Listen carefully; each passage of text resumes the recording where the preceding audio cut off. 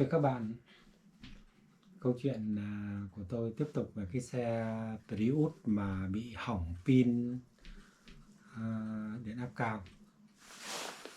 Thì tôi có đặt trên một cái trang web của AliExpress. Tôi chờ đến 20 ngày. Thì tôi thấy rằng nó trả lời là nó đã giao hàng tại Hà Lan. Hàng đã được giao tại Hà Lan. Vì vậy cho nên tôi quyết định là hủy cái đơn hàng đấy, tôi không nhận nữa, tôi trả lại. Và rất may mắn là tôi đã mua được nguyên một cục pin, nguyên một cục pin high spending của một cái xe mà nó bị trục trặc cái gì đó mà nó phá bỏ.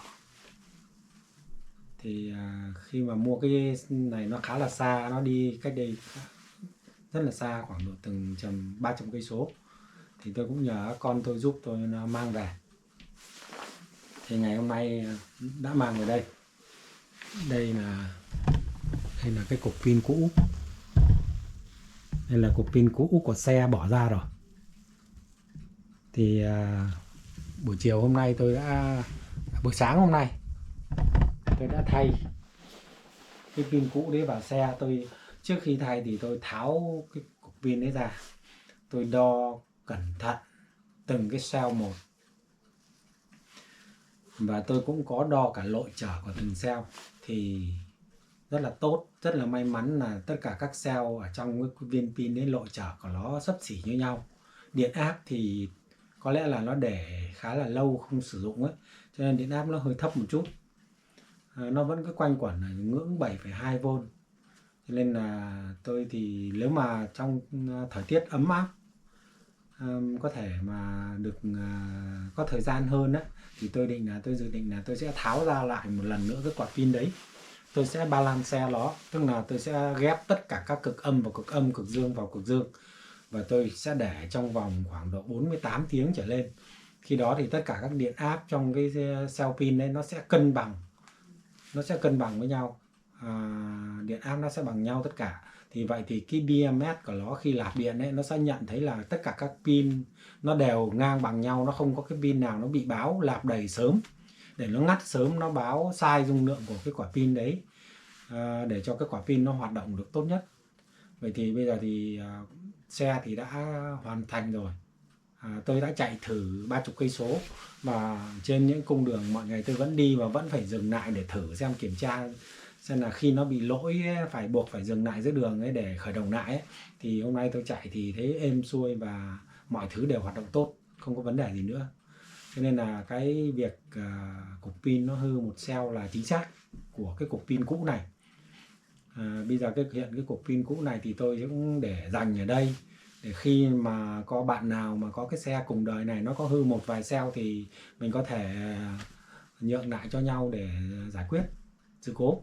Đấy là cái điều rất là tốt và dễ dàng, bởi vì mua ở nước ngoài rất là khó khăn về những cái loại này.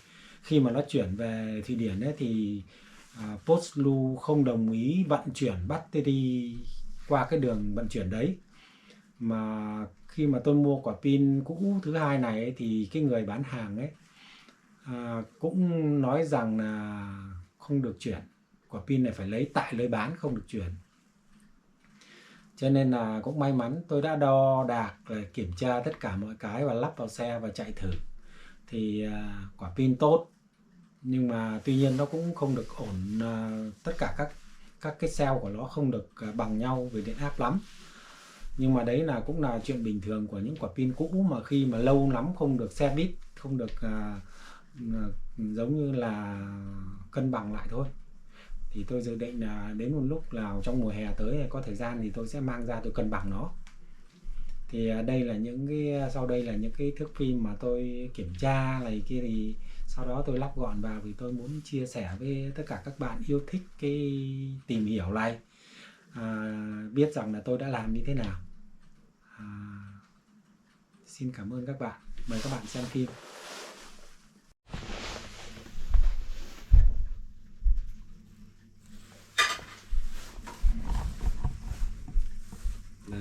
Hôm nay mình đã mua được một bộ pin khác.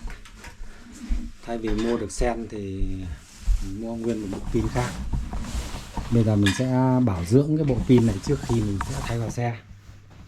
Tiến trình bảo dưỡng thì sẽ là tháo hết tất cả các cái chạm lối của pin, vệ sinh sạch sẽ các cái đầu pin. Khi mà mình tiến hành đo thử thì các cell pin điện áp rất là cân bằng, tương đối là ok.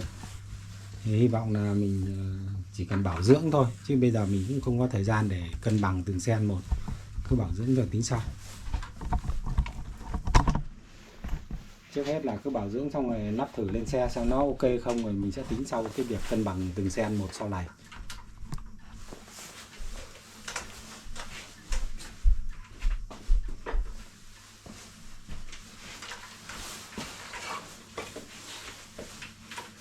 Cái ốc của đấy là cái đấy hết rồi.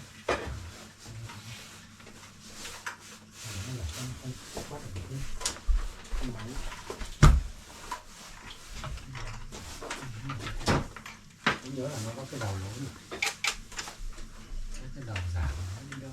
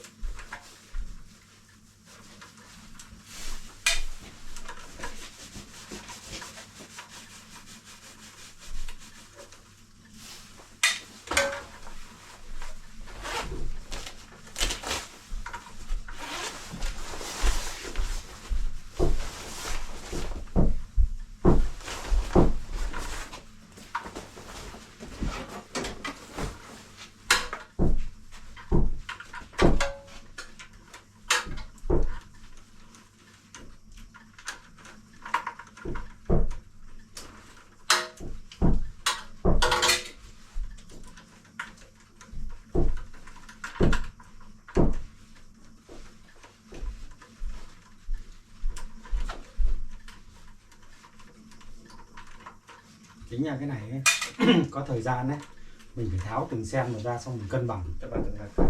Cân bằng trước thì cái độ bền với lại cái chất lượng nó mới tốt được.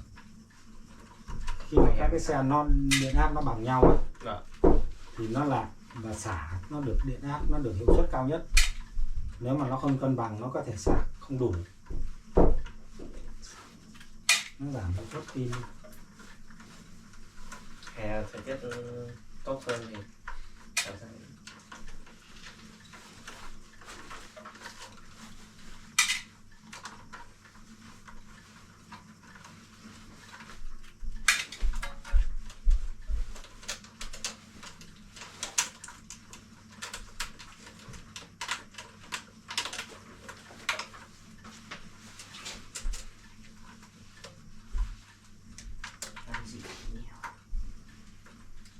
Đây. Các cái khớp lối ở các cái lối giữa các cái sáu pin với nhau nó bị han rất là nhiều.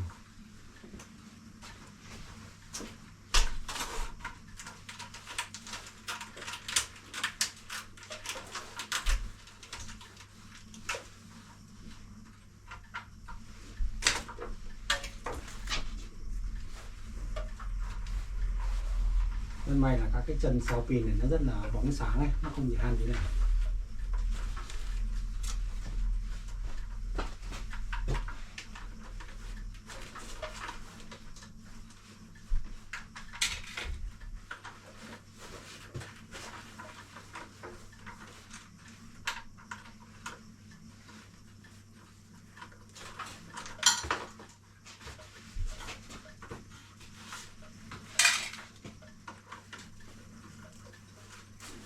Cái kiện lưới là các bạn thay đấy.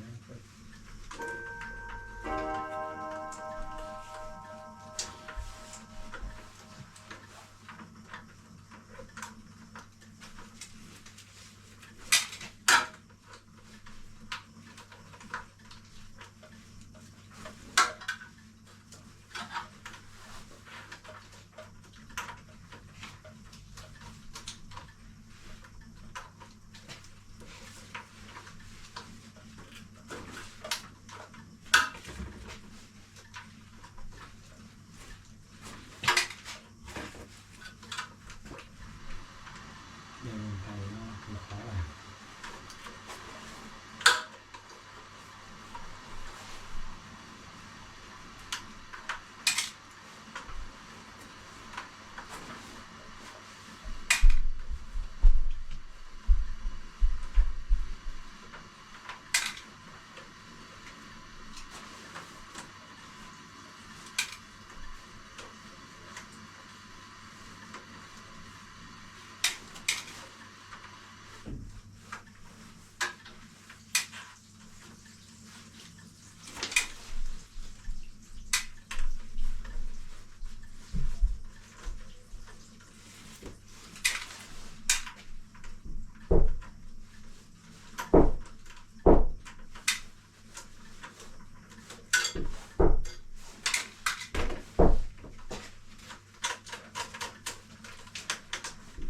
Rồi tháo ra rồi.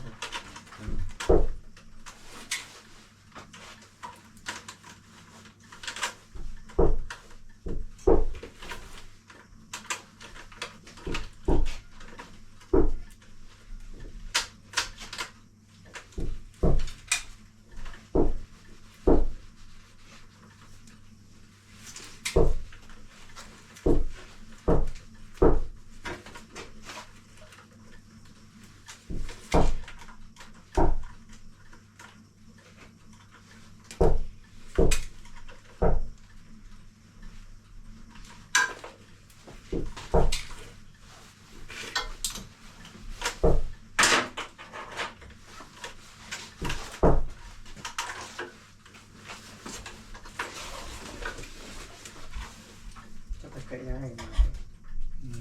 Cạnh nó ra đấy để đánh cái đồng á, hay là khỏi để này đánh được không? Để đánh không đánh được. Để đánh này nó bị mài hết cái được. Nhiều ai nó có một cái chốt này này, gài cái chốt này ra này. Vâng.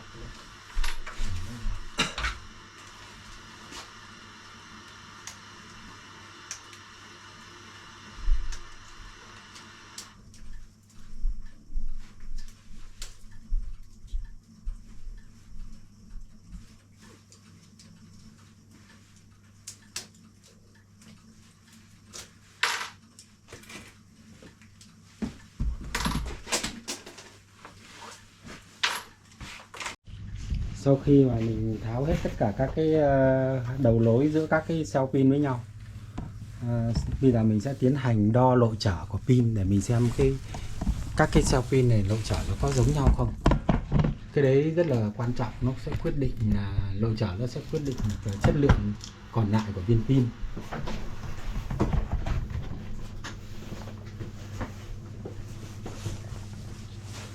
Đây, mình sẽ đo lộ trở.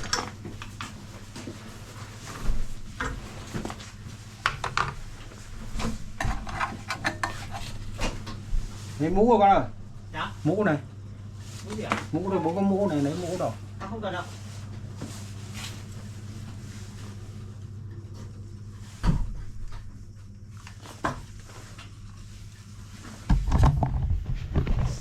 Đây. Sau pin này nó có lộ trở là 6,4 mA. Điện áp của nó là 7,47V. Bây giờ mình sẽ cố gắng mình sẽ so sánh tất cả các cell pin này, nó lộ trở của nó càng giống nhau càng tốt. Và lộ trở của nó ấy, đang là 0,7 này, 0,7 mA này. Nếu mà lộ trở của nó mà lớn hơn nhiều quá thì tức là cell pin này đang bị hư rồi. Nên mình cố gắng mình sẽ đo thử xem sao.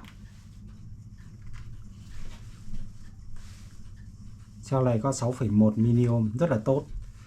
Cứ 7,5 mA. 7,5 mA là ok rồi.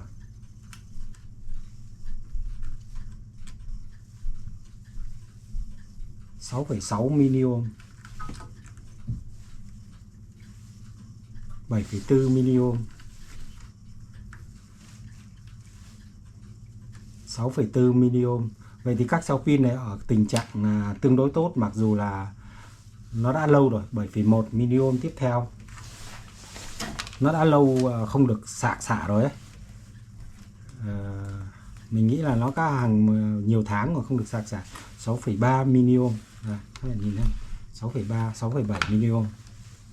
Nó khi mà nó phóng này nó có thể thay đổi một chút do tiếp xúc. 7 mA.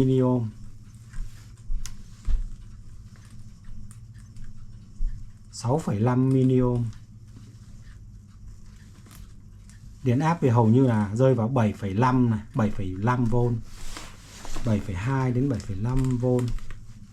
Điện áp tuy nhiên nó không được bằng nhau lắm. Điện áp thì là không bằng nhau lắm. 7,5V, 6,5 mA.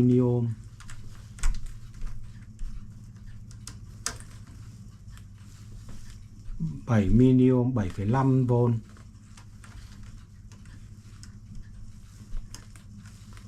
7,5V, 6,5 mA. Mình phải đo hết tất cả các cell xem có gì đó mà không ổn không. 7,1V, 7,5V, 7,1 mA. 6,4 mA, 7,5V. Những cái cell mà dưới 7 là tốt hơn, chất lượng nó tốt hơn. Lội trở nó càng nhỏ thì dòng sạc xả nó càng tốt, càng lớn.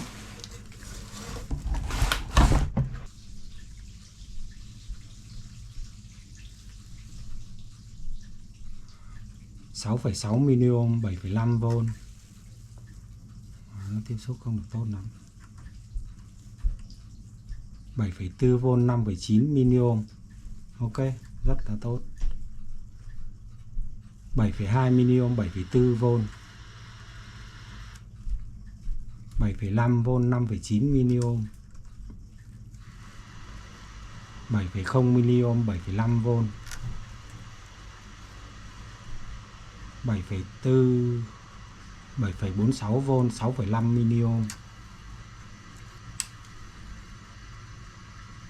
7,5V, 7,1 mA. 7,5V, 6,2 mA. 7,5V, 7,2 mA. Nói chung là các cell khá là ok. Nó không có tuyệt đối gem bằng nhau lắm. Mình sẽ thấy là khá là ok. 7,1 mA, 7,54V.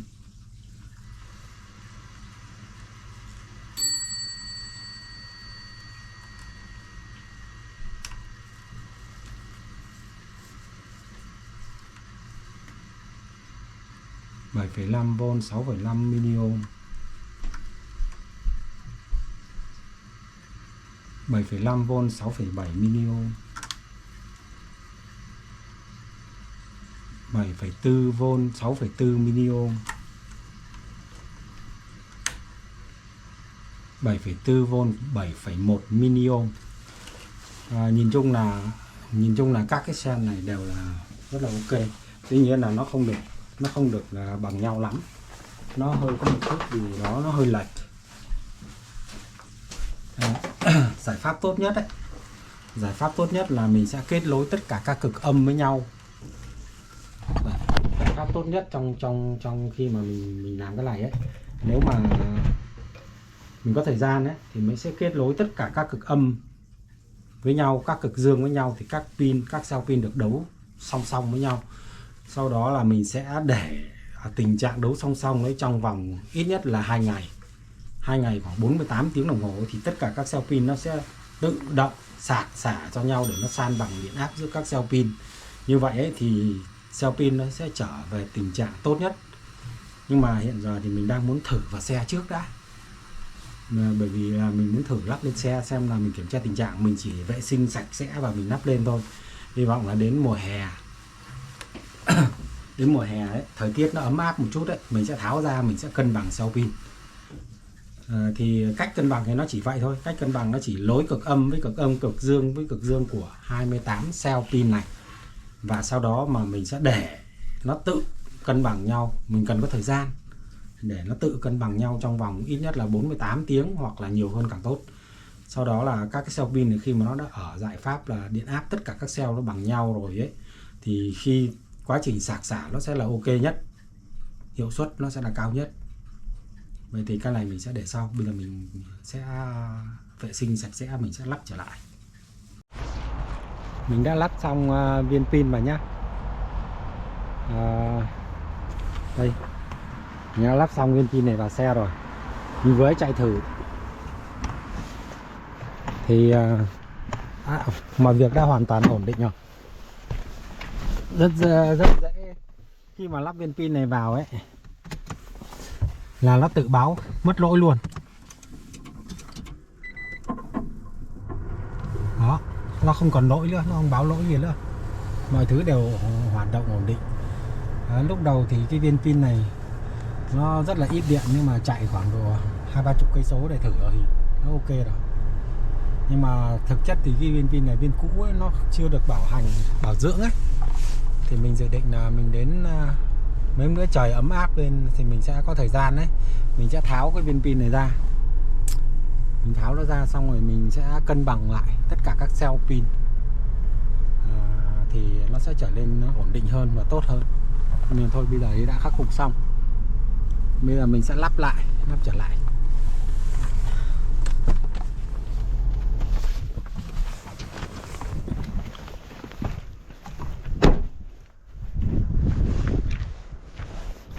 Đây này, pin đây đã lắp vào xong rồi. Bây giờ lắp các kết cấu này kia vào, cả đống luôn, các cái đồ của nó đây.